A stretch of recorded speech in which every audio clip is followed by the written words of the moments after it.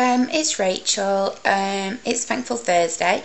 I'm aware that I'm getting this video up a little bit too late, and what I'm actually using right now is my camera because I don't have a webcam with me. I've got my my brother's laptop, and I can easily put a video onto that. So kind of that's my intention today.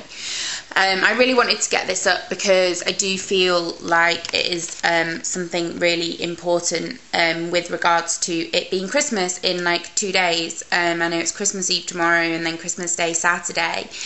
I know that for a lot of people, obviously with eating disorders, but also people who are trying to recover from an eating disorder, that this time of year can be incredibly difficult.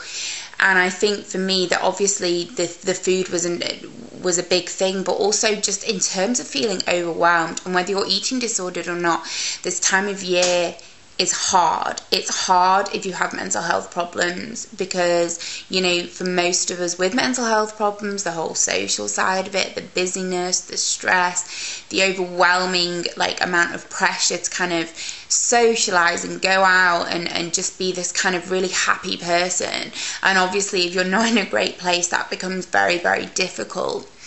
I'm going to try and break this down a little bit, because today's video is supposed to be about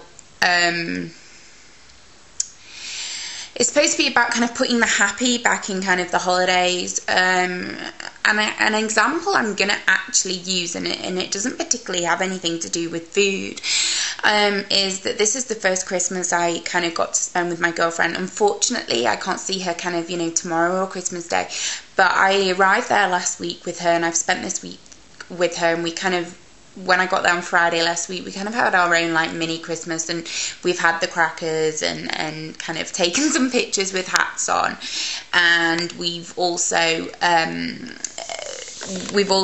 been able to kind of get some pictures, and we opened our presents, and if you can see here, I'm wearing this beautiful Tiffany chain, so a little key, so obviously been very spoilt, but yeah, and it's a difficult time of year for her for a number of different reasons. But what my kind of feel on all of this was, let's take advantage of the fact we're together. And I think the only way to work through very difficult memories or times of the year which are triggering for different reasons, whether that's because of memories of your eating disorder, so even if you're doing really well in recovery and you feel okay about managing the food, this time of year might be very difficult because of past Christmases where you've really, really struggled. And so memories can be very, very different. They can be traumatic memories of your childhood, or they can be memories of when you struggled with your eating disorder, which is something that kind of, you know, does kind of resonate with me, because I was ill for a lot of Christmases. It was an absolute nightmare, and all I've kind of thought about is building new memories. Yeah, and you know, I think building new memories is something really essential with regards to Christmas being a difficult time. And I know for many of us, maybe we've spent time in hospital as well, and those memories, it's like everything with recovery really, those memories have to be ones that are about you. And I know a video a number of weeks ago touched on people pleasing, and I guess that for me that the kind of key to recovery is concerned with doing things for yourself, and that might make you feel incredibly selfish. And of course we all do things for other people and we feel obligated, and that's part of being human, but we have to be able to take a step back from situations that overwhelm us. Christmas is overwhelming because of the busyness and the stress, and you know, obviously the food, there is this kind of well, I don't know, I guess everybody always feels like they eat too much, don't they? And this endless stream of food. And I can only talk from an anorexic point of view, that I just had to very carefully manage what I was having so it felt safe.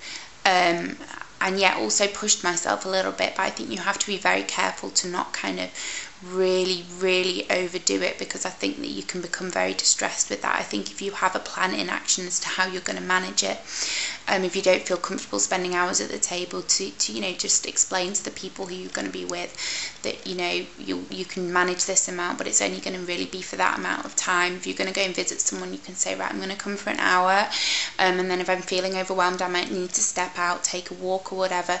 And so it's very much, I think there needs to be a degree of planning there. And when I was helping my girlfriend, I just kind of said to her, okay, you have to do what feels manageable, so have a time, right? So, and she decided, right, at 11 o'clock I'm going to go here.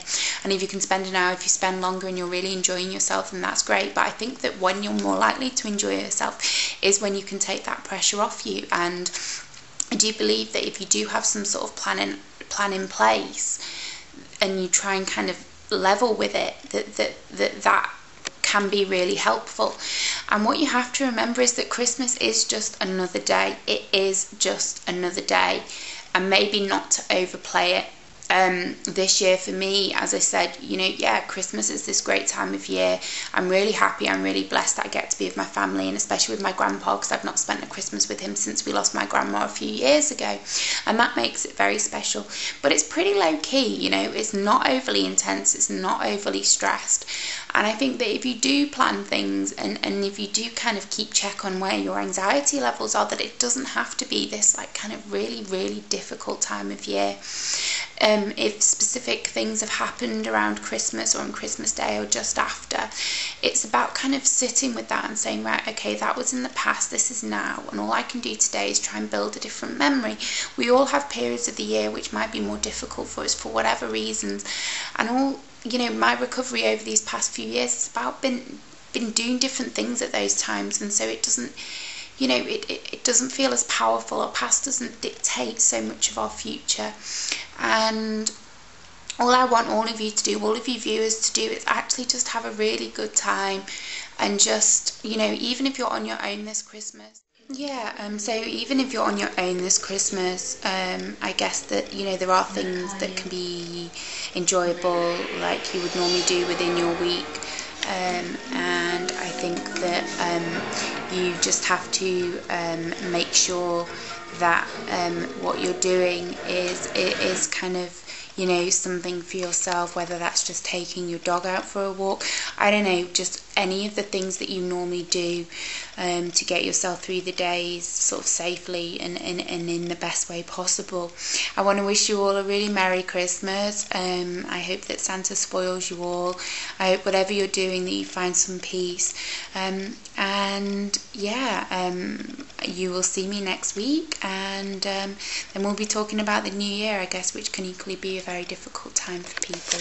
So look after yourselves, and have a great time. Okay, bye.